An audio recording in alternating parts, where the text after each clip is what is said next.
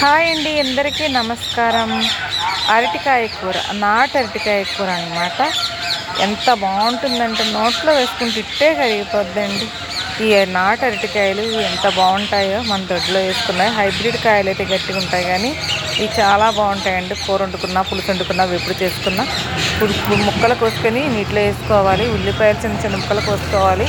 పచ్చిమిరపకాయలు ఒక 4-5 పచ్చిమిరపకాయలు కోసుకోవాలి నిలువుగా. ఇలా నీటిలో అరటికాయ ముక్కల్ని కోసుకొని కడుక్కోవాలి. ఉల్లిపాయలను కూడా కోసుకున్న తర్వాత ఆయిల్ వేసుకోవాలి. ముందు పచ్చిమిరపకాయ వేసుకున్నాక ఇవి వేగిన తర్వాత అప్పుడు ఆనియన్స్ కూడా వేసేసుకోవాలి. ఈ ఆనియన్స్ కూడా మగ్గిపోయిన తర్వాత ఇప్పుడు కొంచెం మరి దీనిలో ఈ ఉల్లిపాయల్ని మనం తగు మోస్తరు మంటలో పెట్టి మగ్గించుకోవాలి. ఎక్కువ మంటలో మగ్గించుకుంటే మాడిపోతాయి. తక్కువగానే వీటిని మగ్గించుకోవాలండి. ఇప్పుడు అరటికాయ ముక్కలు కూడా వీటిలోకి వేసేయాలి. మంట తక్కువలోనే ఉంచుకోవాలి. ఒకసారి మన గరిటతో తిప్పుకోవాలి.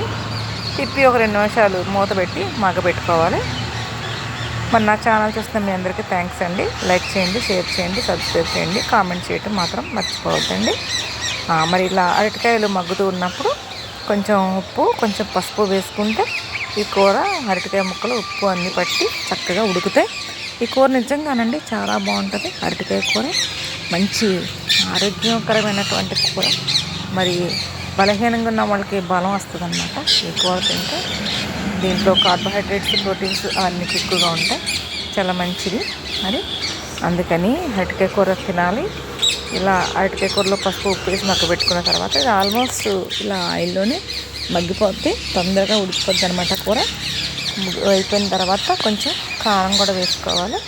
వేసుకొని ఒకసారి మళ్ళీ కారం ముక్కలు నెట్టికి పట్టేలాగా కలుపుకోవాలి. కలుపుకున్న తర్వాత ఒక చిన్న గ్లాసు వాటర్ పోసుకోవాలండి.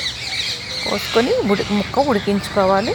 తక్కువ మంటలో పెట్టి ఉడికిస్తే ఆ ఉప్పు, కారం, మసాలా అంతా బాగా పట్టి కూర చక్కగా ఉడుకుద్ది. న్యాచురల్గా ఉంటుందన్నమాట.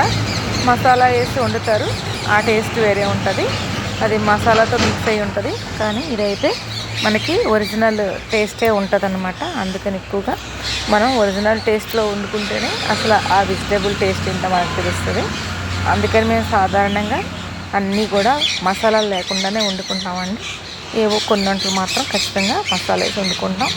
మసాలా వేసుకుంటే ఒక టేస్ట్, కానీ అన్ని సమయాల్లో కూడా మసాలాలు తింటే మంచిది కాదని మేము మసాలా లేకుండానే వండుకుంటాం. ఈ అరటికాయ కూర మసాలా లేకుండా ఉండని చాలా బాగుంటుంది కూడా. అందుకని ఎవరైనా సరే చాలా ఈజీగా వండేసుకోవచ్చండి. చిన్నపిల్లలైనా పెద్దవాళ్ళైనా చాలా సింపుల్ ఇంగ్రీడియంట్స్ అన్నమాట. మరి ఏ విధంగానే కూడా ఎక్స్ట్రాస్ లేవు, కాబట్టి చాలా ఈజీగా అందరూ వండుకోవచ్చు, అందరూ వండొచ్చు.